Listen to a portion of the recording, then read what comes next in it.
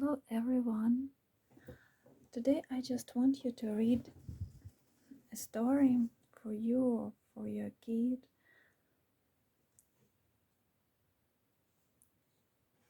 It's Usborne illustrated stories.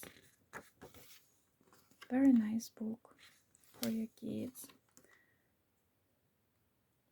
So let's get started. Today we are going to read a story about two mice, the town mouse and the country mouse. Let's go. Let's start. So there was once a little brown country mouse. His name was Pippin, and he made his home in a hedge here. In spring, he snoozed in the sunshine and listened to the birds sing.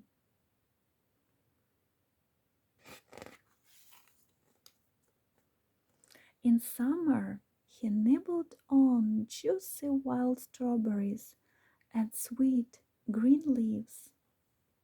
Then he scampered around, gathering food and cutting grass to make warm bedding for the frosty months ahead. When the weather grew colder and the leaves turned gold, Pippin stayed snugly inside his home in the hedge. Here is his home, you see. Once chilly day, he was sitting by his fire when he heard a tap, tap, tap at the door. Tap, tap, tap, tap, tap. Who's there? Hello, called a voice. Pippin, are you there? Pippin raced to the door and flung it open. It was his cousin, Toby Town Mouse. Surprise, said Toby. Here's Toby, here's Pippin. Look how beautiful eyes. Beautiful. Surprise, said Toby, with a big grin on his face. I've come for a visit. Come on, said Pippin. First things first, said Pippin. Let me get you a comfy seat. And he made Toby a seat from soft squashy moss. Oof, don't you have any chairs? Said Toby Town Mouse, springing up. This moss is far too damp. Pippin sighed and took Toby for a walk instead. But he complained the whole time. He was cold, it was muddy, and Pippin was just enjoying the nature. Smell the flowers, said Pippin, and Toby is like, achoo, and the flowers made him sneeze. That night, Pippin went to his food store to prepare supper. We'll have a feast, he said, picking out his crunchiest nuts and the squishiest berries. It's not every day I have a visitor. Oof, said Toby Town Mouse, I hate nuts. Is this all you have to eat? In town we dine like kings.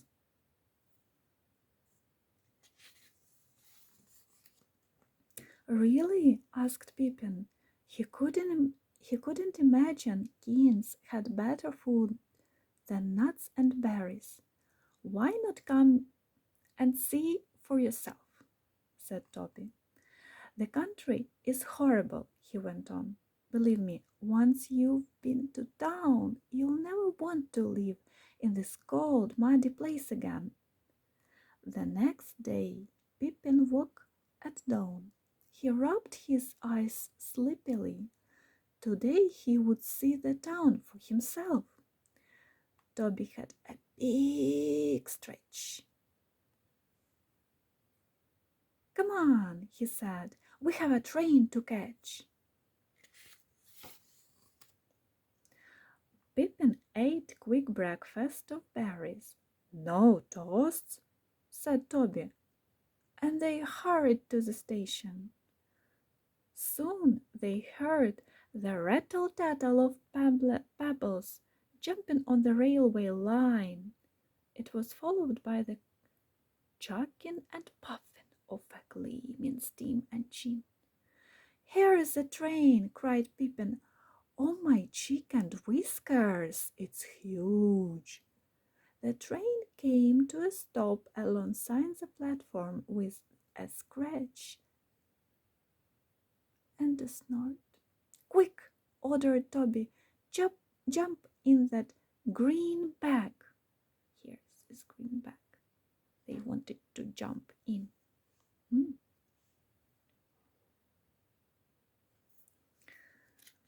What's next? A boy picked up the green backpack and stepped up into a train. Pippin and Toby clung on tightly as they were swung aboard. The train gave a shriek and a snort, and they were off. Here they are inside the backpack.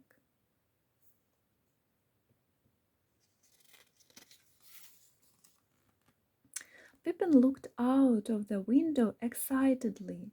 At first they passed fields and groves of trees being blown sideways by the wind, like this.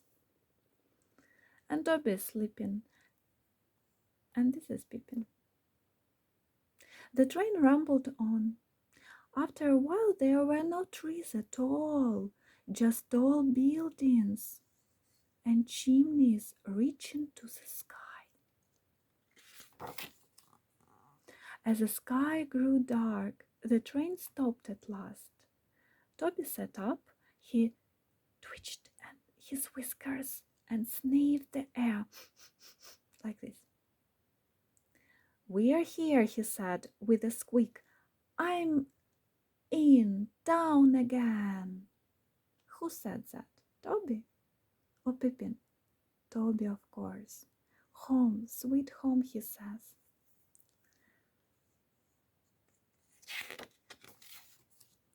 "Now follow me." Toby leaped onto the train platform. "Be quick, Pippin," he called, "but watch out for all the feet. Look at these feet."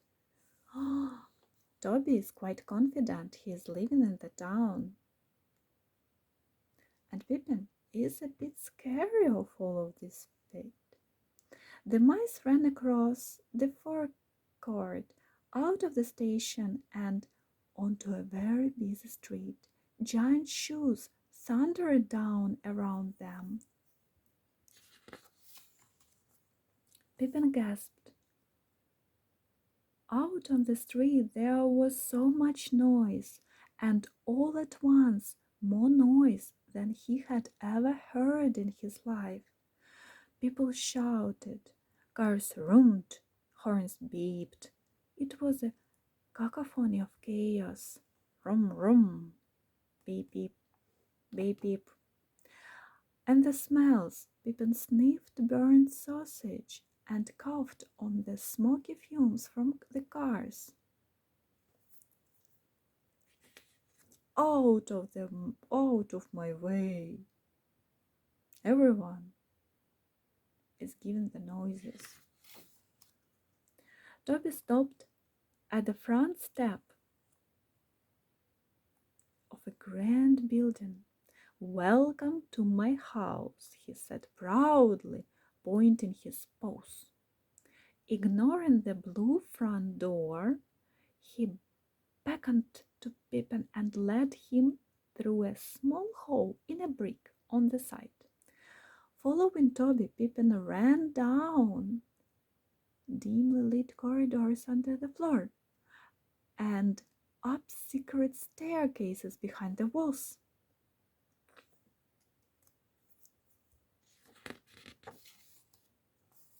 They spun and twirled across the empty ballroom. Isn't this grand? Beautiful. Toot toot, and played with toys in the children's nursery. And what else? Toby's stomach gave a growl. Race to the dining room, he shouted. It's time for a real fast. The mice scrambled up the tablecloth and began to enjoy some leftovers. They nibbled on gooseberry pie. They licked up clotted cream. Toby ate his way through the cheese. You see, inside the cheese.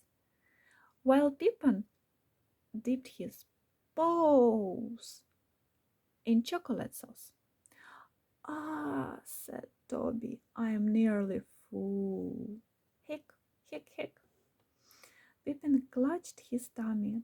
I think, hick, I'm going to be sick, he moaned. Suddenly the table shook. The tablecloth shifted underneath them. Toby jumped from his dinner plate and ran to grab Pippin by the paw. It's the cat, he cried. Run! Run for your life! The cat's face peered over the top of the table.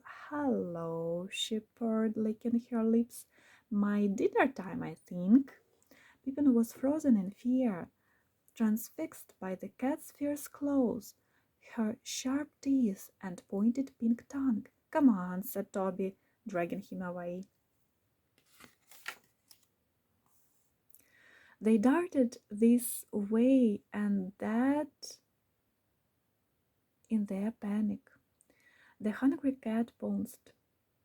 She knocked over the chocolate sauce, sending it crashing to the floor. Pippin, Toby squealed, into this hole, like this. Pippin ran. The cat leaped. She swept at Pippin with her claws outstretched. And Pippin threw himself over the edge of the table. Here. Even though he was so full and it hurt to move, Pippin tore to the hole and followed Toby inside. The cat spat in disgust. As Pippin's tail disappeared into the hole, she gave one last swipe with her paw, but it was no good. Drat miss, she hissed. Pippin dropped to the floor. Oh, cousin, he gasped, that was horrible. I want to go home.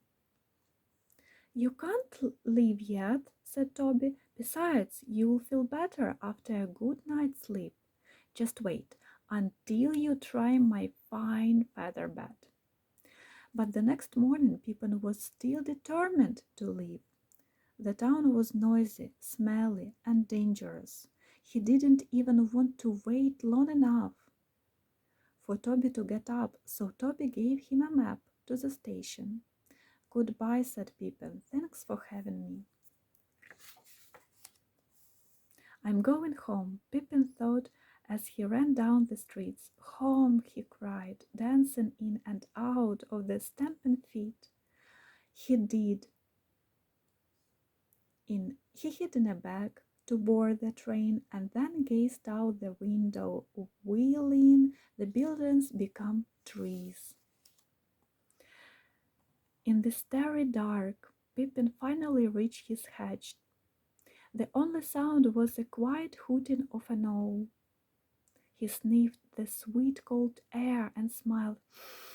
Then he raced to his home in the edge. That night he smiled as he snuggled down in his warm hay bed.